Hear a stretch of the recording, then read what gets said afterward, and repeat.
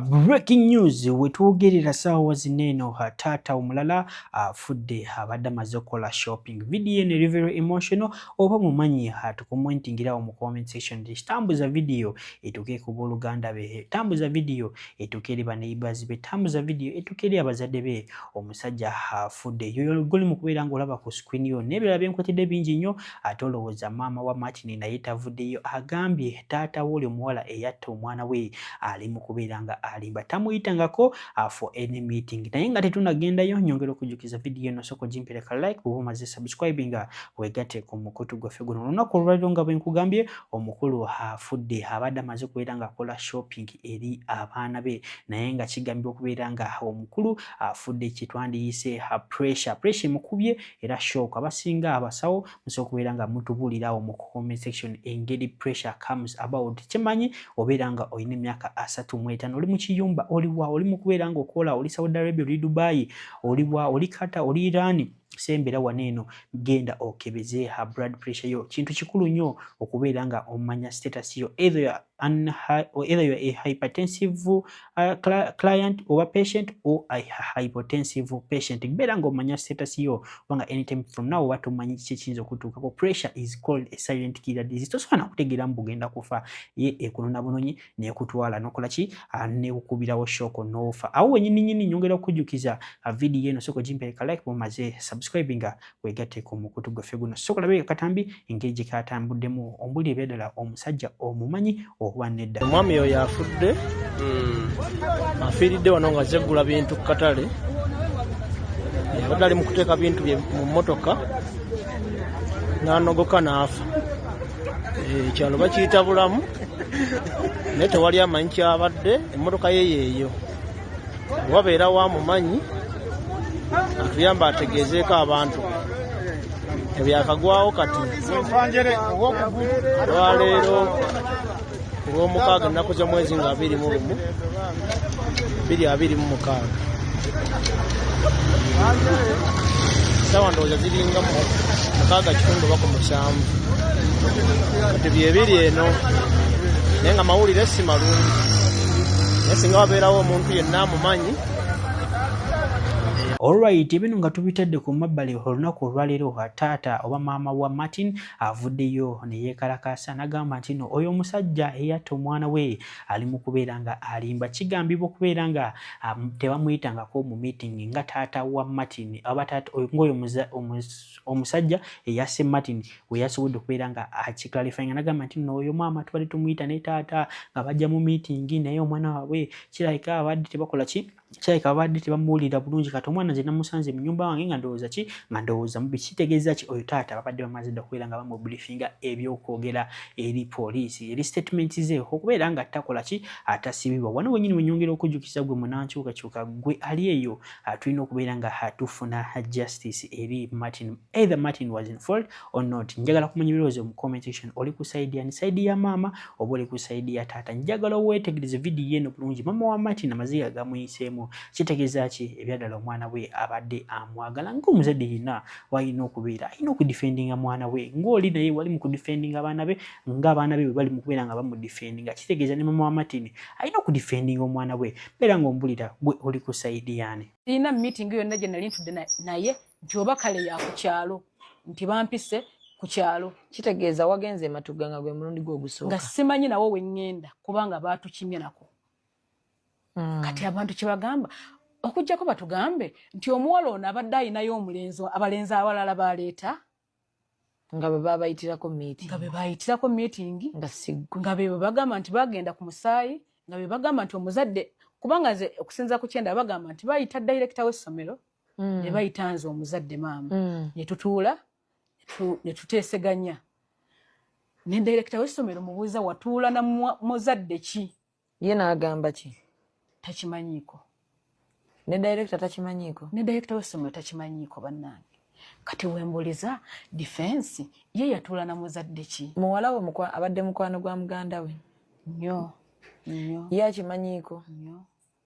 Okimanyiiko nti bamukubako dda brother wo?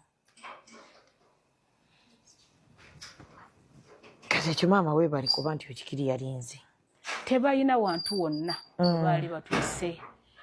nagenze ku kyalo okwo nga buli face genda bampya nga manyiko omuntu omu nga bamuyita director w'essomero ku Matugga. Era ne mukungamba yangamba jangu nga ku ssomero kuba yandagira bwati nangamba olaba ekikubo ngo yambuka ku ssomero ekikubo ekisembayo ekivaako ndiye kati kyoba okwata kanzije kitegeeza ne bebagamba kuba ebyo bebagamba nti bamukuba ebyo byolabye ne babayita mu meeting embu yali second round. First round esookera ddala bamukwata n'ogoba omwana ono bwe bamukwata first round n'omuwala ono Christine wamugoba era abantu kyaba kyogedde ate be batuuzewo ku Kawanda kinengoba omwana ewaka n'omugoba n'omugamba agende ewa kitaawe era omwana abadde takyabeera naawe.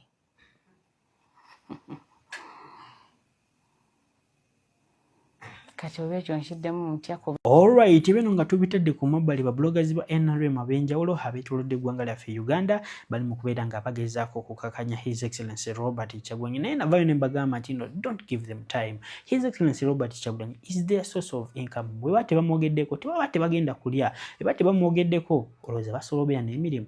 Beera ng'ombulira mu comment section. Kati gwe Tamale Mirundi Junior yandibadde ali awa nga si His Excellency Robert Kyagulanyi okujja kubeera ng'avuma abantu.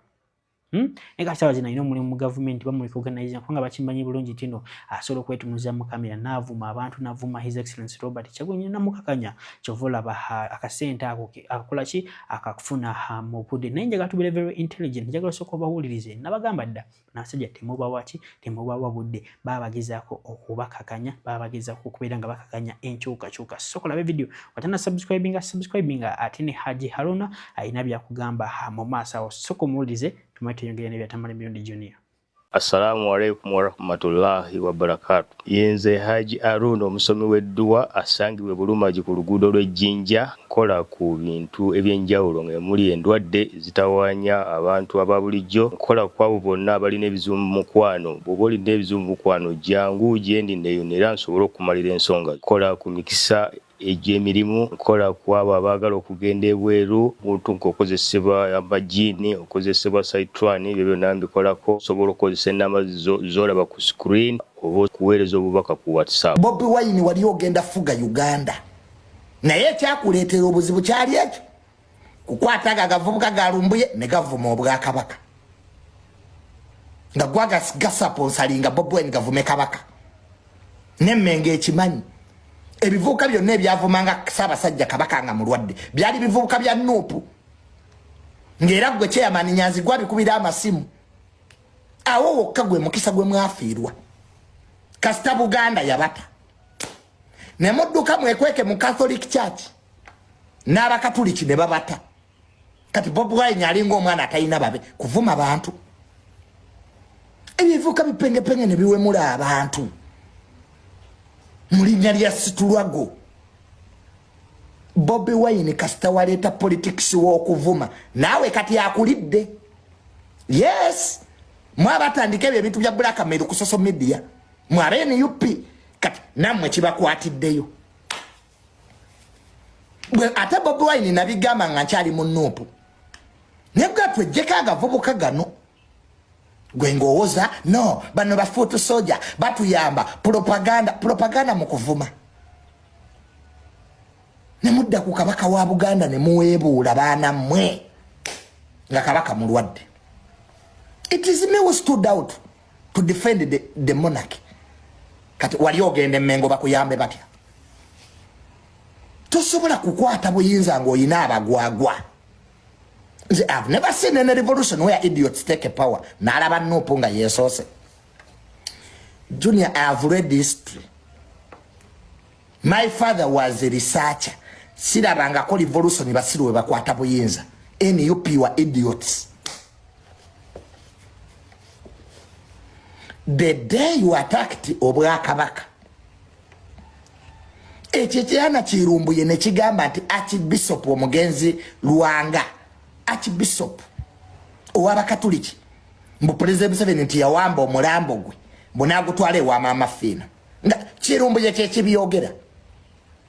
And I believe ababana bapengepenge bali ku perolo yakukyaya NUP Lumbuye ne penge perolo gye baliko erabika yakukyaya Nuupu bayina ebintu bye boogera ng'olaba tebigattako bye byatugoba mu Nuupu buli mugezi nadduka